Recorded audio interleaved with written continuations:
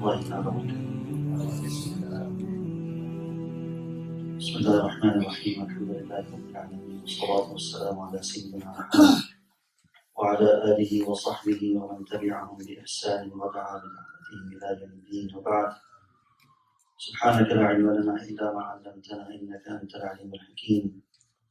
اللهم علمنا ما ينفعنا وانفعنا بما علمتنا وزدنا علما وعملا يقربنا إليك يا رب العالمين. اللهم افتح لنا فتوح العارفين ووفقنا توفيق الصالحين. لا حول ولا قوة إلا بالله العلي العظيم. لا حول ولا قوة إلا بالله العلي العظيم. لا حول ولا قوة إلا بالله العلي العظيم. رب اشرح لي صدري ويسر لي أمري واحلل عقدة من لساني يفقهوا قولي. اللهم اجعلنا من الذين آمنوا وعملوا الصالحات وتواصوا بالحق وتواصوا بالصبر. اللهم إني أعوذ بك من أن أضل أو أضل، أزل أو أزل، أظلم أو أظلم، أجهل أو يجهل علي. Ameen. Honorable ulama ikram, brothers and sisters in my dear youth, it is very pleasing to see many of you this evening, and I'm very humbled to be in front of you all. It is not because of us or the management, rather your love for the Rasul sallallahu alayhi wa sallam that has brought you here. I hope and pray that Allah subhanahu wa ta'ala includes us all among those who receive the shafa'at on the day of judgment. A special prayer from Rasulullah sallallahu alayhi wa sallam. Allahumma ameen. The topic that I intend to cover and speak about is a very lengthy subject. Marital challenges, conflicts, and prophetic model. In fact, there are courses and long lectures. I would hope to summarize the gist of it and share with you as a reminder to myself first and foremost, sallallahu ala Sayyidina Muhammad, and hope that we all could relate to and benefit from. That's the goal of it. Brothers and sisters in Islam, it is a fact that the institution of marriage worldwide is in a great crisis right now. And this crisis has reached in many ways its peak and has become more compounded in the West than anywhere else in the world. I speak from my experience dealing with the issues in the families and counseling and whatnot, and I cannot share with you the amount of situation and the challenges that in general all scholars and ulama and imams deal with. This is a big portion of their time that is given trying to mediate and resolve and bring solution to marriages. Allah subhanahu wa ta'ala give reward to all the ulama who really dedicate their time, because it is very draining. You don't understand. You are constantly hearing the complaints of people about each other. It takes a toll on you. And that is something that people don't realize. But they do it for the sake of Allah subhanahu wa ta'ala. And we hope that with this session and sessions like this, we change. So I remind myself and all of us sitting here to look in the mirror for our sake and for ourselves, to bring the change in the light of the seerah of Rasulullah sallallahu alayhi wa sallam. The situation, as I mentioned about marriage in the West, as bad as it is according to one of the statistics, it says, Paul statistics report that has come out some years ago, it says 1 in 3 marriages, they end up in divorce in North America. Literally near to like 50% of marriages end up in divorce.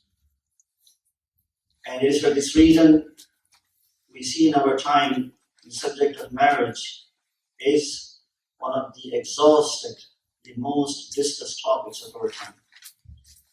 There are, as I mentioned, many lectures online and many courses are given to address these issues. On the other hand, this is also a reality that there has never been, in fact, a single example of marriage that did not have issues in that. The best of the best had that.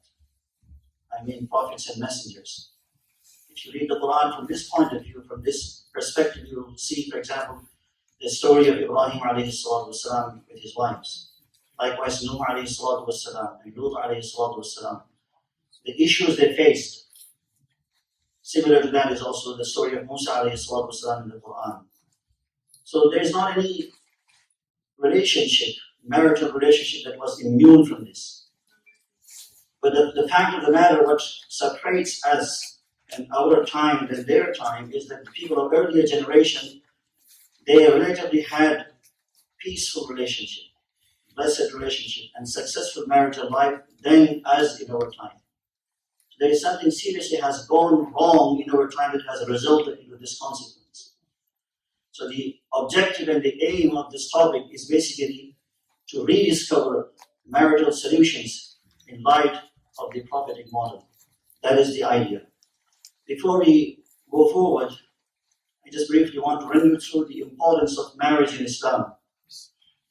Does Islam view marriage as all the other religions and the understanding, view this?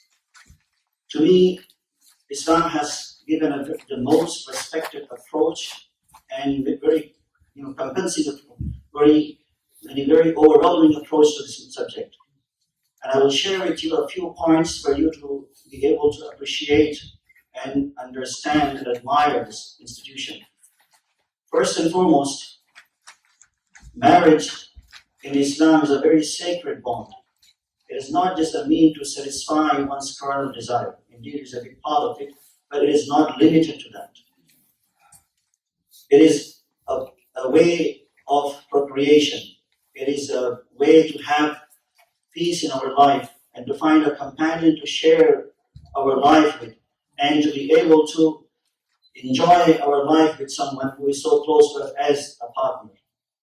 There is not a single relationship that Quran describes as a garment to you other than marital bond. Because clothing is the closest to you. Clothing is the closest to your body. And therefore Allah subhanahu wa ta'ala says, كُنَّا لِبَاسٌ لَكُمْ وَأَنْتُمْ لِبَاسٌ لَكُمْ. You are to each other like a garment. And the concept of garment in many ways is to beautify, to protect, to honor. All of these things apply and embedded in this meaning. So this is the first and foremost thing. It is a source of procreation and so comfort and finding love and peace in relationship. مُحْسَنِينَ غَيْرَ مُسَافِحِينَ, as Allah subhanahu wa ta'ala says. And this big time has lost in our time. In secular society, in tafsir of the ayah, بَلَا مَنْ أَسْلَمَ وَجْهُهُ لِلَّهِ, he says, the people of the past were so great, honored, and successful in their marriages because their intention was right to get married. Today we have polluted our intention. Either we don't have the intention or we have the wrong intention. And therefore, we don't see any blessings in our marriage. So it has to start with rectifying the intention. Second point is marriage, as many of us either don't know or don't realize that it is a form of ibadat. We think prayer is ibadat, fasting is ibadat, hajj is ibadat, but we do not regard marriage as ibadat. And probably this is the longest form of ibadat a person can ever engage in. When you pray for a few minutes, when you fast for a few hours, when you perform hajj for a few days. But marriage is once you get married, until either you die or divorced, you are in the state of ibadah. This is the difference, which makes it this very honored concept and institution.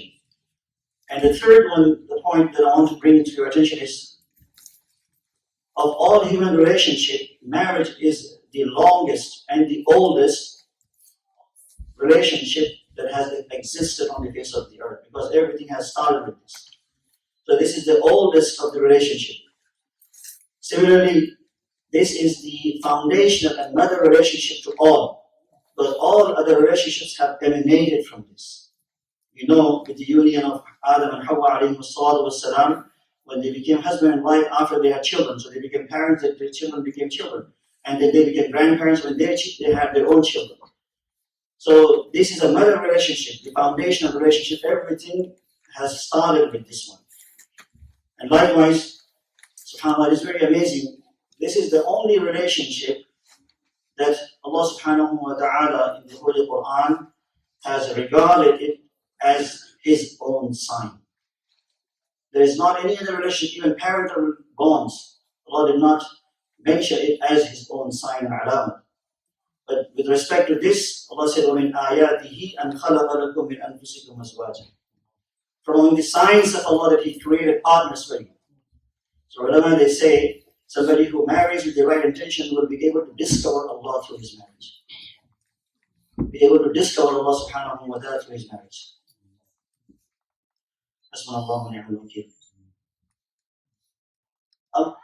Of the importance of marriage in Islam, this is also very unique to me, that this is the only bond and relationship that was formed and originated in the heavens. In the heavens. All the other relationships, they originated on the earth, but it is this one that started in the heavens.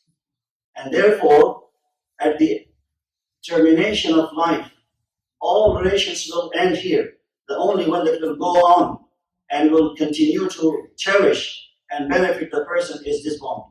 Even the people in Jannah, this is the only relationship they will have, marital relationship. So these are some of the important aspects of marriage in Islam. That in light of this, you can see how important institution this is in Islam. And this is for this reason, as I mentioned, and many other, Islam has paid greater attention to this and spoke in great details and explained to us ways in which we can change ourselves and have happiness in marriage and sustain our relationship and make our relationship, basically marriage, a successful one. The second thing that I want to mention here after this, some common challenges. Let's identify some of the most common issues that are the source of contention in modern marriages. It would be good to know them and pay attention so that we, in light of that, inshallah, navigate through before we look at the prophetic model in this regard. So with respect to some of the most common issues in modern marriages, I have enlisted 10. They are not limited to 10 because every person is unique and every relationship is unique. But these are the most reoccurring issues based on my humble experience and also in light of my reading. So the first and foremost is communication. Communication plays a big role in resolving issues of marriage. And therefore, spouses have to be very open, very honest, and have very effective communication with each other. Do not expect your spouse to read your mind and read your expectations. Speak out if you have anything. Oftentimes, wife has something in mind and she expects the husband to do the way she expects him to do without even expressing it to him. And that is a problem because it will cause a problem because the person may not know what you have in your mind. Whenever there is an issue, it should be discussed and talked over, of course, in a friendly manner, and that will also bring solution. So communication is a big problem. The second one is children. How to raise children. The ta'aleem and tarbiyat is oftentimes a source of dispute among the spouses. For example, wife wants it her way and husband wants it his way. And this, by the way, distorts the development and the brought up of the child. Because when he or she sees both of the parents are in two different directions, father says this way and mother says this way, so they will at times take advantage of that. And other times, they will be confused and the message will not go clear. Therefore, both parents, husband and wife, have to come to some common terms and agreement and decide some goals in this regard and follow that. What you agree on, then it should be unanimous and common. It should not change. And if it is any change, it should go from both. That husband says something, and the wife must also acknowledge that. If she wants it different, then she should communicate with the husband first, and then have an agreement, and then the message should go out clear that we both want it this way. Not that, because I have heard a number of times issues from the husbands. We agree on something they say, but because mothers, they generally have soft corner for the children, and when the child or the daughter and son, they beg and they plead, mother becomes softened, and when she becomes soft, then she breaks the rule that she has agreed to follow, and that brings, of course, the dispute and contention in the marriage. So this is the second. The third one is bad character. Character is indeed one of the key ingredients in the success of marriage. And it is very surprising to see and to experience these types of attitudes. SubhanAllah, for instance, a person who wrongs the other partner and does not acknowledge it and does not say sorry to the person or does not accept an apology. And likewise, the lack of appreciation when the partner has done something to, for example, wife has served the husband or husband has fulfilled the need of the wife, whatever she expected and asked for. So appreciation is not there. And to me, it's how there are people who find it difficult to say thank you and to say sorry. Is it not ironic that we hurt those who are very dear to us the most, but we do not want to say sorry to them? Likewise, those who serve us the most, we hardly acknowledge them. For example, somebody who is a passerby stranger, any small favor that he or she did to you, you're immediately up to acknowledge, which is good. Alhamdulillah, you say thank you, thank you very much, all of that. But when husband and wife, when they serve each other, there is very such recognition and appreciation. So this is called bad manner, and also abusive tongue, saying nasty words, calling names in the fit of anger. This is common in relationship. We all know and we all realize these things after our anger calms down. So to control the anger and have decency in dialogue is very central, and this is what forms the good adab and akhlaq. This is what ulama, they say it is very much advised and encouraged those who are married or intend to marry to read a book on good manners. There's a very brief book by one of the great scholars from Syria, Sheikh Abdul Fattah rahimahullah, that has been translated into English as well, in Akhlaq al-Islam. So it would be good to read that book to know the weakness in our character and to change accordingly. This is the third common issue. The fourth one is lack of respect to the personal preferences. Everybody is different. What I like, my wife may not like. What you like, your wife may not like. So these personal preferences are very important to people, because if we don't acknowledge, if we do not respect that, if we impose our preferences and our choices on the other person, the person will not be happy to do that. When he's not happy to do that, then that maybe the person may do 1 time, 2 times, 3 times, but after some time, they will burst into anger. So for example, the wife doesn't like one color, but the husband forces her to wear that type of color. Same. I had a recent case, and in that case, the husband and wife, one of the major issues that they had faced is just where to place television on the wall. Wife wanted it this way, husband wanted it that way. And because of that, they got into fight and argument, and sometimes they lose temper and the husband divorced her. So all kinds of issues and examples you experience dealing with people and see and hear, that you wonder sometimes, is it really possible for a person who is educated, smart, civilized to act like a child and like nonsense? But this happens. Why? Because we have not, civilized ourselves as we're supposed to, and we have lost the control of ourselves. The fifth issue is selfishness. This is a big problem in our time. All about me, all about what I want, what I need. One of the scholars said, to compound the crisis of this self-centeredness, now we have even technology to support that. We have now iPhone, iPad, iPod, everything is I and me and myself. So that is the attitude that is very detrimental to the blessings in marriage and happiness in marriage.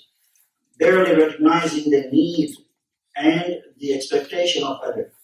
Whenever this disease becomes part of marriage, then marriage will never flourish. So we have to become selfless instead of becoming selfish. Number 6, too many expectations. It is very natural to have expectations in marriage because we do have needs and expectations. It is natural. But to have high expectations, then the person who has high expectations will often face disappointment. Because I have high expectations, I want my wife to be this way, always to be happy, always to be welcoming, and on and on and on. Vice versa. When someone has this attitude, then he will always be disappointed, and that disappointment will lead to resentment, and then fighting and argument. And subhanAllah, back to my point, marriage is a ibadat, as I mentioned. So when you take marriage as a ibadat, then what you need to remember is, when we perform ibadat, we don't expect any reward, any return from any human being. All of my expectations are with Allah subhanahu wa ta'ala. If we have this attitude, then I will do it to basically serve and please the other person, not to have any expectation in return because of this mindset. The second problem is finance, and this is also one of the major issues, how to manage expenses and how to manage the earning. But at the root of this issue is the love of dunya. The more a person craves for dunya and the materialism, when it is on rise, then I had a couple that I met a number of times. They had bought 2 properties, and very expensive ones, and they both are tirelessly working. They are barely able to spend time with each other, and barely able to give time to the children, and also on top of that, fighting with each other. And I told them, why do you even need 2 properties to begin with? If your marriage is bereft of blessings and peace. You can understand if a person is in need of 1 property, but the problem is that we want to buy the most luxurious and most expensive house. That is another issue. So that type of greedy and luxurious mentality brought this consequence in their marriage. So therefore, finance is a big part of marriage. No doubt we have needs, but it is not the ultimate goal of it. Ultimate goal is to find comfort and peace and love and support. And for this, we need to be very simple and limit ourselves to the necessities of life. With that, we will be able to have peace of mind and happiness in marriage. Likewise, in-laws. There are 2 things with respect to in-laws. One is unnecessary family members' involvement and interference in marriage.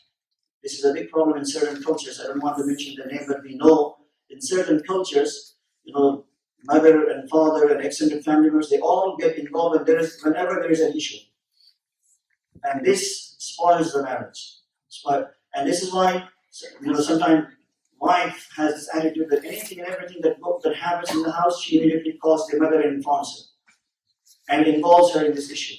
And then she starts to feed her, and without knowing the reality on the ground. And that brings a lot of conflict in the marriage as well. So learning to grow in relationship on our own. One of the scholars said, when the child comes to this world who is indispensably part of the body of the mother, the umbilical cord is cut off. It is the source of life to the child. If you take it out when the child is in the fetus cannot survive. But when the child comes to the world, the umbilical cord is cut off. Why? So that he could learn independence and grow on his own or on her own. So this requires a space need to be given by parents and family members for the married couple.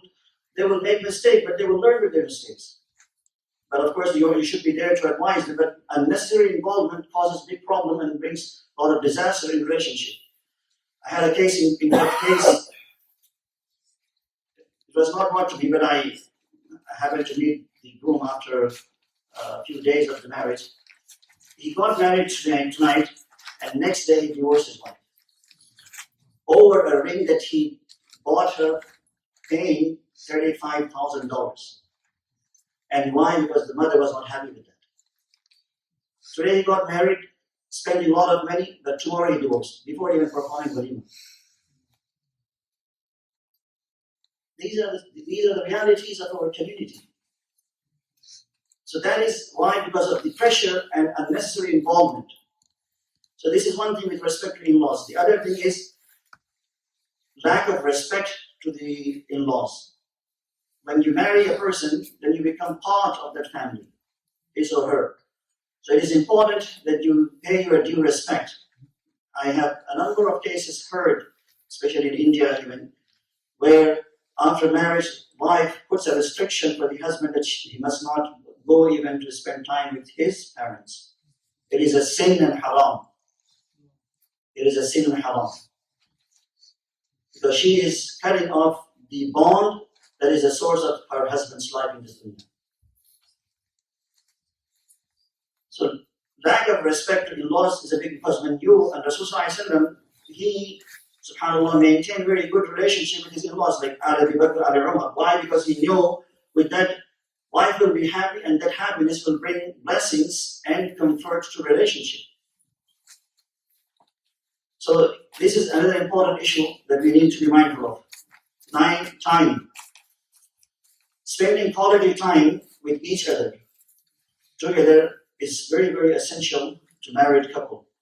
What has brought further disaster to this is the technological interference in marriages. We all have cell phones and connection, like sometimes we see people that are glued to their phone and Facebook and internet, as if they can't see anything other than that. And that has resulted into many, many problems. I personally had a number of cases in which the wife complains that when he's not at home and he comes home, he's busy with his phone. So one of the wives said to me, I basically have more jealousy with his phone than him having a second wife, because the way he's connected to. Imam Ghazali rahimahullah ta'ala is on a lighter note, that his wife said to him, I am okay with you to marry more than one, but I want you to reduce your studies and books, because you are too connected to your books. So quality time is very, very important, understanding the nature of women. So number 9 is this one. Number 10, not practicing Islam. This is very important, brothers and sisters. If we don't take our religion seriously, then I want to say that there is no barakah in your life. There is no blessings in your life. And what you do. But they say, if you don't press Salat al-Fajr, the day that you spend will be bereft of blessings. When you sleep at night before performing Salat al-Isha, you will not have really true, meaningful sleep. One of the Salaf, rahimahullah, that said, إِنِّي لَأَرَى شُؤْمَ مَعْصِيَتِي فِي سُوءِ خُلُقِ إِمْرَأَتِي. I, whenever disobey Allah subhanahu wa ta'ala, immediately see the effect of my sin in the behavior of my wife. Every time I disobey, immediately I see my wife revolting against me. So when we face that issue, maybe we need to go back and see, did I commit a sin? Did I do something wrong? Because he said, لِأَنَّ الطَّائِعَ لِرَبِّهِ يَرَى الْكَوْنُ مُسَخَّرًا لَهُ. And the one who obeys Allah subhanahu wa ta'ala would see the world, al-kawn musakharan lahu, subjugating at his service. And this is why Salihin, they live their life despite challenges, but happily. But we see otherwise, because maybe there is something religiously wrong in our life. These are some of the issues that I share with you, and these are just few of it. What is important to keep in mind is not the issue itself, rather how you handle it. The way you handle the issue, makes all the difference in the relationship. Either you could make it or break it at the end of the day. So Prophet's marital life in general is, I want to run you through to see, for you to envision and imagine how Rasulullah used to be with his spouses. There are many, many things, subhanAllah, but before I go through that, a few points for you to understand, for your information. First and foremost, our Prophet ﷺ lived about 38 years of his life as a married man. Because the first marriage that he was in, he got married was at the age of 25, and he passed away at the age of 63. So about 38 years of his life he spent in marriage. More than his previous life then. More than 50% of his life was as a married man. And subhanAllah, we also know he married multiple women. One of the reasons that he had multiple wives is to teach us how to live in our marriages. And subhanAllah, it is also a fact. It is important to remember that the noble wives of Prophet sallallahu alaihi wasallam, they were all of different personalities, taste, and temperament. So any type of wife that you have, you can relate to one of the wives of Rasul sallallahu alaihi wasallam in terms of resolving your marital issues. This was one of the reasons that Rasul sallallahu alaihi wasallam married many women. And therefore, all of his marriages were in later age, not when he was very young. And this is further important for us to remember and keep in mind, as we know there are many, many prophets who preceded Rasul sallallahu alaihi wasallam. But it is a fact, and ulama, they know, that of all the messengers and prophets, it is only Rasulullah sallallahu alaihi wasallam whose marital life was well preserved and documented in the greatest details. In the greatest details. You can never find anyone else. They cannot even come 20 to 30% close to Rasul's personality and his marital relationship and the details in that regard. This is so we could learn a serious lesson from the life of Rasul and from his experience in marriage. Now let's briefly look at how Rasul lived his marital life with his spouses. Once she described someone asked her how Rasul used to be inside the house. She says, when Prophet would come home, he was the most gentle of all. As Shaykh Jahangir Bashir went in the greatest details of the personal characteristics as well. And Akram Nas, the most noble of all. And further she says, he was a person like you, but he was very jovial. I mean, in Tirmidhi there is a narration,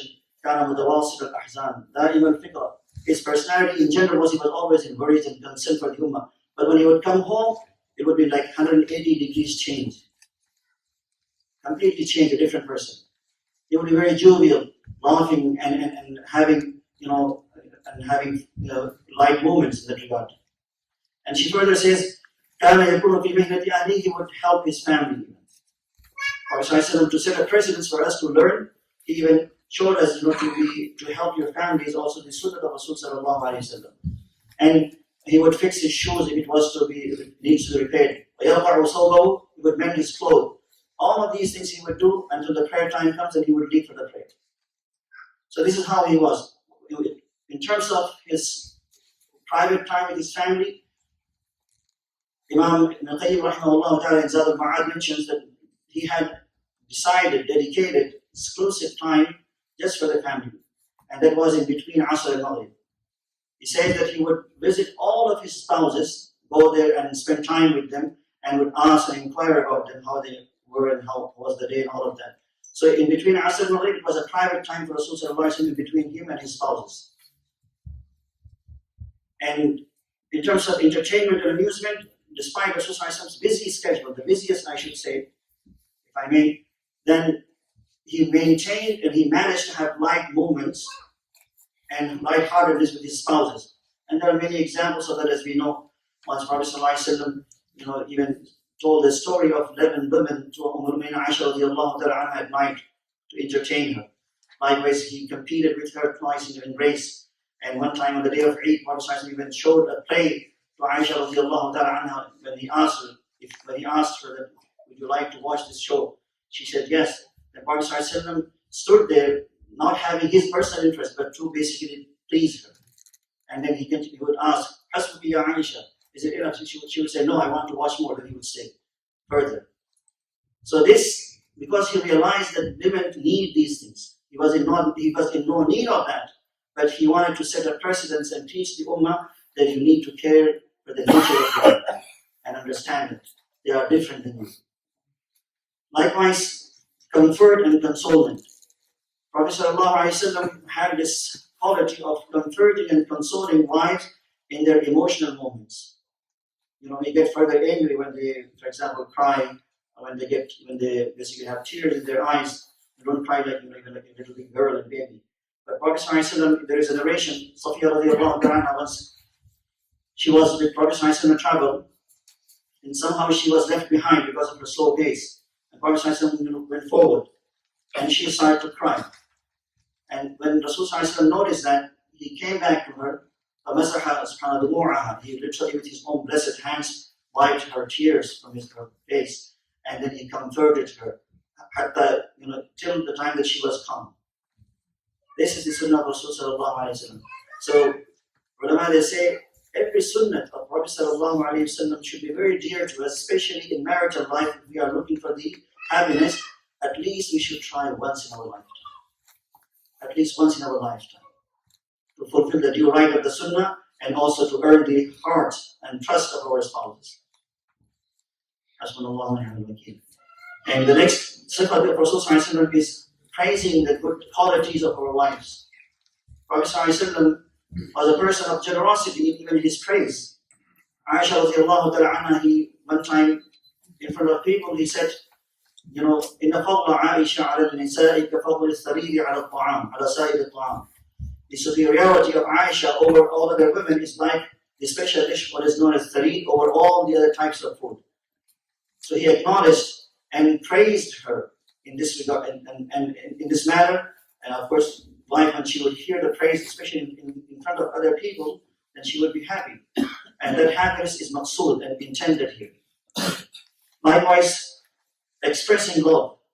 Prophet ﷺ, subhanAllah, we all verbally express our love many times. But he had a very unique way of expressing his love. For instance, Aisha radiallahu ta'ala anha, she says that, sometime I would take water and drink basically, and when I would drink, then Prophet ﷺ would take that from me, and he would exactly place his blessed lips where I drank from, and he would drink from that point. Likewise, you and I cannot imagine. There is also a narration that says that Prophet ﷺ, when they would sit together to eat, if there is a bone that had meat that attached to that bone, when she would take a few bites, the Prophet ﷺ would take from her, and then he would eat exactly from where she had taken a bite from. This is how he expressed his love to his spouses. And likewise, he would address them with the most beautiful names that they would be happy to be addressed with. For example, it is mentioned in Nasa'i, by Imam Nasa'i rahimahullah ta'ala, that Prophet ﷺ addressed Aisha radiallahu ta'ala anha on a number of occasions as Ya Humayra. Humayra was not her name, but it was basically something that Rasulullah addressed her through. And one of the scholars translated this Humayra as saying red rose. As if Rasulullah said, "Oh, my red rose." Because Ahmar is red in Arabic. So he would even address them with names that they would like to be addressed by. So this is in the consideration of their sentiments. Similarly, seeking counsel. Prophet ﷺ on the occasion of Hudaybiyah, we know that when the issue happened where they were barred and restricted from going to Mecca and not allowed to go to perform Umrah, so Prophet ﷺ made a deal with them that we will come back next year. And now they had to slaughter the animals they had brought with them, the hadi, and shave their heads. But basically all Sahaba radiallahu anhum ajma'in, because of their zeal and desire to go and visit Ka'batullah, Rasulullah commanded to do this, and they hesitated because they were in the field of emotions.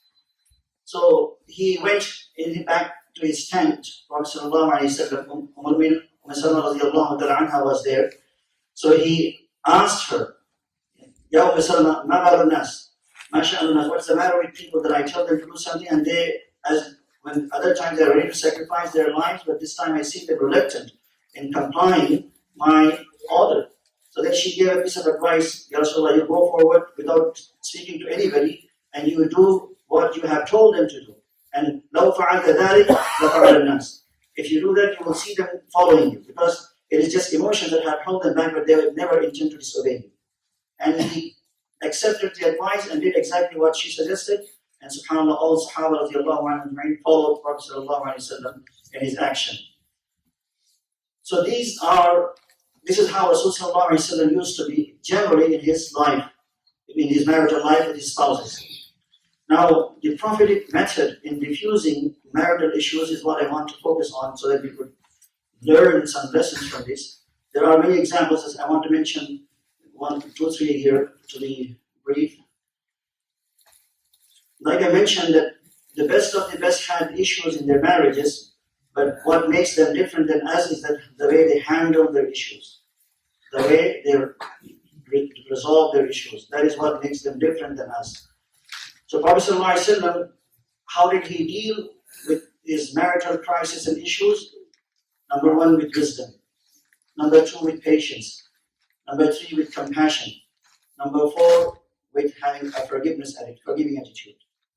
Nothing, not to hold anything against. These were the basically key ingredients. If you summarize, basically, two things will solve all of your problems. One is piety, holding yourself accountable in the court of Allah on the Day of Judgment, how you treat your wife, how you treat your spouse. Second, having the good akhlaq in your treatment. If we have these two things, inshallah, all those issues that we have can be resolved. So Rasulullah basically, this is what he did. And I will give you one example. One time an issue took place between Aisha radiallahu ta'ala anha and Prophet sallallahu alayhi wa sallam, and she became upset as a result of that. Allah. When she became upset, and she basically was not happy with Rasul sallallahu alayhi wa sallam. So Prophet sallallahu alayhi wa sallam went to her and said, let's do this, maybe we will have a third party as a mediator to solve our issue. SubhanAllah. This is the Khatam al-Nabiyyin, the Rasul sallallahu alayhi wa sallam, who is the final authority. Everything comes back to him, but in this case, he lowered himself, allowed somebody else to be the mediator to resolve his issue. This is the akhlaq of Rasul sallallahu alayhi wa sallam. Allahu Akbar. So then she agreed. So Rasul sallallahu alayhi wa sallam said, I have two names in my mind. One is Abu Bakr and the other one is Umar radiallahu anhu. So she said, Umar radiallahu anhu is a bit harsh in his nature, in his approach, so I am okay with Abu Bakr radiallahu anhu. Also, of course, he was her father. So they agreed and they invited. And when Abu Bakr radiallahu anhu came, look at the akhlaq of, I remind myself, Allah, I am too far from this approach of Rasulullah sallallahu alayhi wa sallam. May Allah give me tawfiq and all of us in fact. So Prophet sallallahu alayhi wa sallam addressed Aisha radiallahu anha and said to her, أَتَكَلِّمِينَ أَنْتِ أَمَا تَكَلَّمْ? Do you want to speak first or would you like me to speak first? She said, تَكَلَّمْ أَنْتَ بَلْ لَا تَقُلْ إِلَّا حَقًّا. Speak but make sure that you don't lie. She never meant, what she said, but women, they exaggerate at times. And this of her statement enraged Abu Bakr radiallahu anhu. So he struck her immediately. He struck her. And when he struck her, obviously she ran to Rasulullah and sat behind Prophet to protect herself. And then Prophet stopped Abu Bakr radiallahu anhu. Basically he said to Aisha radiallahu anha, Ya aduwwata nafsiha, O the enemy of yourself, awa yaqulu illa haqqan. Will you speak anything other than truth? And how dare you say this to Prophet sallallahu alayhi wa sallam? This is why he was very angry. And he wanted to discipline, because at the end of the day, she was his daughter. But Prophet sallallahu alayhi wa sallam defended her, even in this case, did not, if someone is to tell me that, I would be very angry. Don't lie. I'm speaking honestly. But Rasul sallallahu alayhi wa sallam took it, very easy. Did not mind at all. Did not mind. He did not even mention this to her. There is no single narration that mentions that Rasul sallallahu alayhi wa sallam complained, how dare you say this to me? This is the akhlaq of Prophet sallallahu alayhi wa sallam. Did not even take notice of that. In fact, he defended her and then he asked Abu Bakr radiallahu anhu, we did not call you for this. We asked you to solve our issue, but you can go now. And when he left, Prophet sallallahu alayhi wa sallam addressed Aisha radiallahu anha saying, did you see how I defended you? And he smiled. This is our Nabi, brothers and sisters. This is our Nabi sallallahu alayhi wa sallam. There is so much to relate to learn from. It is an ocean that has no end. So this incident shows one of the things that ulama has said. We as the ummati, because the wives of Rasul sallallahu alayhi wa sallam, at the end of the day, they were the ummati of Rasul sallallahu alayhi wa sallam. We have to remember this. If I or you, as the ummati of Rasul sallallahu alayhi wa sallam, become upset, hashahu, our iman is gone. But Prophet ﷺ gave this right to his spouses to be upset and angry with him. If I am ever to say I'm upset with Rasul ﷺ, then my iman is in danger. But Prophet ﷺ gave this right to his spouses.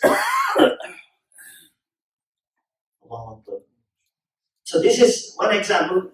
Umar radiallahu ta'ala, the other quick example I want to share with you is that Umar radiallahu ta'ala says, Nahnu ma'ashara Quraysh, we the people of Quraysh had upper hand over our wives, but when we migrated to Madinah al-Munawwara, the situation was reversed. We saw the women of the Medina, they were bossing around. And they had upper hand on their husbands. So our women started to learn that attitude from the women of Ansar.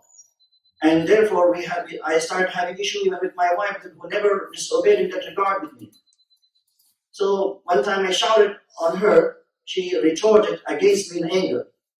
And then I disciplined her saying, how dare you respond back to me? And then she said to me, basically Allah relates this, why are you so surprised by my response? The best of the best had this issue with his spouses and they respond to him. And some of them even do not speak to him for the day. And he doesn't mind that. So, he's better than you. When he can tolerate it, why can't you tolerate this from me? That is what she responded, and Umar heard and he became silent, of course. So this is the other example that shows that how Rasul used to be with his spouses, humble, very gentle, very easygoing.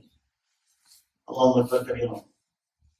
And Prophet in one narration said, Aisha, I know when you are happy with me, when you are angry. She said, Ya Rasulullah, how do you know? She said, he said sallallahu alaihi wasallam to her, when you are happy with me, you say, La wa Rabbi Muhammad, you swear by the name of Rabb of Muhammad. But when you are angry with me, then you say, La wa Rabbi Ibrahim, no, by the name of the Rabb of Ibrahim.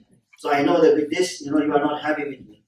So he used to even pay attention to the sentiments, the words, how they are said, to him. And he would then gauge the situation accordingly. This is the wisdom of Prophet ﷺ.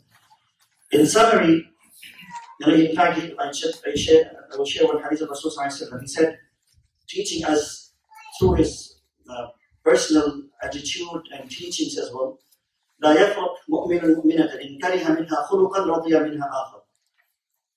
Basically, addressing the husband, saying, his Prophet ﷺ said, husbands should not always focus on the negative sides and qualities of their wives. If she has one thing that he doesn't like, she has many other things, then he may like that. So let him focus on those things. For example, if a woman has a big mouth, maybe she is good at serving you, looking after your children, cleaning the house. So focus on the positive aspects. Do not hold on to the things that you find negative, because nobody is perfect. If you want her to be perfect, you need to be first perfect. And that is what Rasulullah said. So in a summary, what we see, there has never been any abuse in the life of Rasulullah towards his spouses. Neither physical, nor verbal, mental, or emotional. All of these, in fact, Prophet realized that we are human beings. We are bound to make mistakes. And certain reactions, they are not natural. And therefore, Prophet did not hold. And Imam Ghazali rahimahullah ta'ala, Imam Ghazali rahimahullah ta'ala said one thing very amazing in Ihya Ulumuddin, describing personal akhlaq with the spouses. Personal akhlaq is not that you just basically refrain from causing any grief or suffering to your spouse. He says, on top of that, you need to bear hardship from her. Bearing hardship from her, and in the fit of emotions and anger, being compassionate and kind. This is the sunnah of Rasul sallallahu alaihi wasallam, and he says this is what will define your personal akhlaq. Because it is easy when somebody is nice to me, I'm nice to the person. But if somebody is mean, and then I'm nice to the person, that is what basically the essence of personal akhlaq. And this is what Imam Ghazali rahimahullah mentions. All what I have said so far is related to the husbands in the life of the seerah of Rasul sallallahu alaihi wasallam. Now I want to speak to my sisters who are here. 4 things I want to say in light of the wives, of Rasulullah sallallahu alaihi wasallam. Obviously, they both played a role that made their marriages blessed and successful one. This is not one-way street. So what they contributed to the relationship which made their marriage very blessed and successful. So I say to my sister, there are 4 things. If you take these 4 things very seriously and adorn your life with this, this will make your marriage a blessed and the best, inshallah, aziz. So the first thing is prioritizing deen over all the comfort of dunya. There was one incident, the wives of Prophet ﷺ, they expressed their concerns to Prophet ﷺ regarding the financial difficulties that they had. And we know there were months Rasulullah's house barely had even lit the fire to cook any food. They had the right to express their concern, not like us, that we complain all the time. But when they expressed that concern, Allah subhanahu wa ta'ala revealed the ayat. Ya ayyuhan nabi, qul li azwajika in kuntunna turidna al-hayata ad-dunya wa zinataha fata'alayna umatti'kunna wa usarrihkunna sarahan jamila wa in kuntunna turidna Allah wa rasulahu wa ad-dar al-akhirah fa inna Allah a'adda lil muhsinati minkunna ajran 'azima.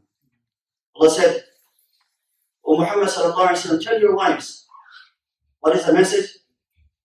Either you bear these financial difficulties and expect the best reward in the hereafter, and continue to enjoy the blessed company in the suhbah and being the wife of Rasulullah in dunya. Or you choose dunya, and if you choose dunya, it will be given to you, but at the cost of losing the company of Rasulullah. When this message came, Prophet shared with all of them, starting with Aisha radiallahu ta'ala. They all chose and preferred Allah and His Messenger and the reward in hereafter. Sisters and brothers both, what we need to take away as a lesson, it is very important to remember this in this age of materialism. In this age of materialism, where there is a rat race going on, everybody seems to be engaged in that. How I can make the most money out of the situation and my business. So, prioritizing deen over all the comfort of dunya. That is number one thing. Because generally this is the human nature, because they want to beautify themselves in the house, so therefore they want to spend extra money on that.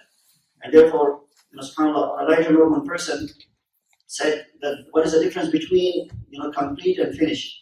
So the person said the difference between complete and finish is big. If you marry a right person, whether it's man or woman, then you are complete. If you marry a wrong person, then you are finished. But if you marry a person that wrong and also wants to spend money, then you are completely finished. So that is a problem. This lesson brings solution to that. So that second lesson that I want to share with my sisters here is support and comfort your husband in his difficult times. We learn this from the Uswa and the life of Khadija radiallahu ta'ala. Wallahi, as we know, she was the first wife of Rasulullah. She gave everything to support Rasulullah. All of her wealth was dedicated to support and serve Rasulullah. And she personally converted Rasulullah in a manner that the books of hadith have well recorded her words. There is not any scholar of hadith who can study hadith without reading her words that she offered Rasulullah to comfort him. So this teaches us, and she comforted Rasulullah probably in the most difficult days of the life of Rasulullah, when everybody was rejecting him. Everybody was turning against Rasulullah. There was barely support. Therefore, the year in which the wife of Rasulullah, Khadija al-Kubra radiallahu anha, and his uncle Abu Talib, when they both passed away, that year is known in the books of Sirah as the Aam al-Huzn, the year of great grief to Rasulullah, because those two strong pillars, Prophet had lost them all in 1 year. This was the support that she gave, and therefore she became immortal in the history as a result of that. So our sisters need to have that type of unwavering support to their husbands, especially in their difficult times. The third lesson is preferring husband's wish over our own wish. We learned this from the life of Aisha radiallahu ta'ala. She said one time, Rasulullah came to me in a night that was my night, basically, that was my turn. He laid next to me. It was so close and intimate that I could literally feel the body temperature of Rasulullah next to me. Obviously, this is a very intimate moment between the spouses, and the Rasulullah turns to Aisha radiallahu ta'ala, and he says, Ya Aisha, ألا تأذنين لي أن أتعبد ربي. Oh Aisha, would you give me permission? These are the words. Would you give me permission to worship my Lord? Would you give me permission to worship my Lord? That's what he asked. Umar bin Aisha radiallahu anha said, Ya Rasulullah, inni latuhibbu qawbak. Ya Rasulullah, I want to be close to you. I want to be close to you. But I love what makes you happy. What we need to remember here is the only time that she would get to spend with Rasulullah closely was the night, and not every night. Remember that. Prophet had many wives. It would come once in many days. Once in many days. Despite that, she preferred the wish of Rasulullah over her own. And therefore, she became as what she became. We salute her in many ways. People don't become great like that. The great sacrifices make them great. If you become self-centered, nobody will remember you. If you want to be great, this is the way to be great. Allah. Finally, adopt simplicity in life. This is something that we learn from all the azwaj, the wives of Rasulullah. Look at how simple their life was, how humble their dwelling was. But they led ever happily married life. This is also a reality. Because luxury, wealth cannot buy happiness. It is your connection with Allah and your connection with your husband would make your marriage a blessed one. These are the things that Prophet said about the women. Any woman that passes away having her husband happy with her, then she goes straight to Jannah. So this is your Jannah ticket. If you want the easy access to Jannah, then learn to this. And there's a very good book I suggest sisters to, all of us should read, but especially sisters. And this is what is interesting. It was written by a non-Muslim woman, American woman, Laura Doyle. She wrote a book that's called The Surrendered Wife. She said, and it's a long story, I don't want to get into it, but she learned, and when you read that book, you will see all what Rasulullah did and said is there. It's only that she did not give the Islamic treat to that. So The Surrendered Wife is a very good book that opens our mind and heart. Even people are discovering in this society the benefit of Islamic teachings in this regard. And so, about the concluding remarks, I want to say two things very importantly three things to the brothers and sisters here. In the essence, marriage should be all about, please pay attention to this. In the essence, marriage should be all about what I'm going to give, not what I'm going to get. In the essence, marriage should be all about what I'm going to give, not what I'm going to get. And wallahi, this attitude is the true sign of your genuine love for your spouse. This attitude is the true sign of your genuine love for your spouse. Because if you want to give, instead of always demanding what to get, then that is how you can prove that you truly love your spouse. Second thing, there is an important dua the Quran has taught us, through which we can attain the happiness in marriage. And this is at the end of Surah Al-Furqan. We should incorporate that in our daily supplications. As Allah subhanahu wa ta'ala teaches in that, رَبَّنَا هَبْ لَنَا مِنْ أَزْوَاجِنَا وَذُرِّيَّاتِنَا قُرَّةَ أَعْيُنٍ وَجَعَلْنَا لِلْمُتَّقِينَ إِمَامًا. Allah, provide the coolness of eyes, the comfort of our hearts to our spouses and children, and make us the leaders of the muttaqeen. This is the dua that we should incorporate in our daily supplications. Finally, brothers and sisters, in the West, the family system has mostly become dysfunctional. Marriages are miserably failing big time. The only hope is left is with you and I as Muslims have very sound, solid, strong family system. The only hope is left is with you and I. So we need to recognize and we need to become a light of hope to this society which is full of depression and darkness in this regard. So we need to play our role accordingly, and we need to make sure that we present the best marital model possible through our marriages. When we do that, we can hope, inshallah, Aziz, with that, the oldest institution that is on the verge of collapse, inshallah, can be once again revived and brought back to life. And وَمَا ذَلِكَ عَلَى اللَّهِ بِعَزِيزٍ. And nothing is impossible to Allah subhanahu wa ta'ala. May Allah subhanahu wa ta'ala give us the tawfiq. Like about what has been said, and may Allah forgive our shortcomings. وآخر دعوانا الحمد لله رب العالمين.